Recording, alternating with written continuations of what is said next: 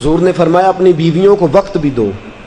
حضرت سلمان فارسی رضی اللہ تعالیٰ عنہ اور حضرت ابو درداء رضی اللہ تعالیٰ عنہ دونوں کا بھائی چارہ تھا۔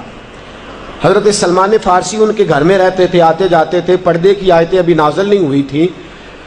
ایک دن آپ گھر تشریف لائے، کافی عرصے کے بعد حضرت سلمان فارسی آئے، چونکہ باغ میں رہنے لگے تھے تو آئے تو پوچھا اپنی بھابھی جان سے، کہا کہ کدھر ہے ابو درداء؟ شام کا وقت تھا تو کہا تو وہ مسجد چلے گئے، اب تو سویرے ہی آئیں گے۔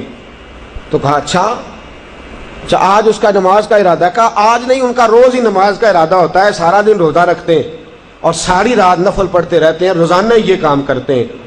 حضرت سلمان فارسی گئے اور جا کر کے حضرت ابو درداء رضی اللہ تعالیٰ عنہ سے کہا کہ یہ تو کیا کرتا ہے؟ تو اپنی بیوی کو وقت ہی نہیں دیتا، تو اس کا دکھ سوک ہی نہیں سنتا، تو اس کو سمجھنے کی کوشش ہی نہیں کرتا، تو اس کے پاس ہی نہیں بیٹھتا، تو اس کو وقت ہی نہیں دیتا۔ کہا حضور کیا مطلب؟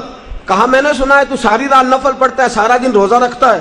تو کہنے لگے میں اللہ کو راضی کر رہا ہوں، میں خدا کو راضی کر رہا ہوں، اب میں نفل چھوڑ دوں، اب میں روزہ چھوڑ دوں، اب میں عبادات چھوڑ دوں؟ تو حضرت ابو درداء رضی اللہ تعالیٰ عنہ کے جواب میں جناب سلمان فارسی رضی اللہ تعالیٰ عنہ نے فرمایا کہ تو رسول پاک کے طریقے پہ عمل کر۔ حضور رات کو عبادت بھی کرتے ہیں اور اپنی بیویوں کو وقت بھی عطا فرماتے ہیں۔ نبی کریم روزہ بھی رکھتے ہیں، افطار بھی کرتے ہیں، حضور ان کے ساتھ بیٹھتے بھی ہیں، کھاتے بھی ہیں، پیتے بھی ہیں، رسول کریم علیہ السلام ان کو وقت دیتے ہیں۔ حضرت ابو درداء کہنے لگے نہیں، میرے خیال میں تو عبادات بہتر ہے۔ کہا چل اٹھ، حضور کے پاس چلتے ہیں۔ حضرت سلمان فارسی رضی اللہ تعالیٰ عنہ اور جناب ابو درداء رضی اللہ تعالیٰ عنہ دونوں حضرات حضور کی خدمت میں حاضر ہوئے۔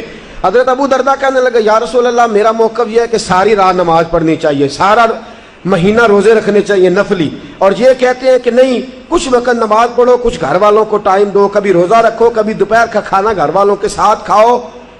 اللہ کے رسول نے فرمایا ابو درداء تیرا موقف درست نہیں ہے، سلمان فارسی جو کہتا ہے وہ صحیح کہتا ہے، روزہ بھی رکھا کر، گھر والوں کے ساتھ کھانا بھی کھایا کر، رات کو عبادت بھی کیا کر، اپنے بال بچوں کو وقت بھی دیا کر۔ فرمایا غلو نہ کر عبادت میں، ان کو ٹائم دے، وقت دے ان کے لیے۔ ہم نے پریشرائز کیا ہے گھر والوں کو، پریشرائز بڑا کام ہے میرے لیے، بڑی مصروفیت ہے، وہ جو پہاڑ ہے نا، وہ کیٹو کی چوٹی، وہ بس میں نے ہی گرانی ہے تو گرے گی، تو میں تو بڑا پار سے بڑا۔ اچھا 3 گھنٹے جا کے دوستوں کے ساتھ بیٹھ لیا، گپ شپ لگا لی، ٹیلی فون پہ 25 منٹ بات کر لی، لیکن گھر کے اندر داخل ہوتے ہی ڈکٹیٹر ہو گئے، بس پیچھے پیچھے ہٹ جاؤ، پیچھے پیچھے۔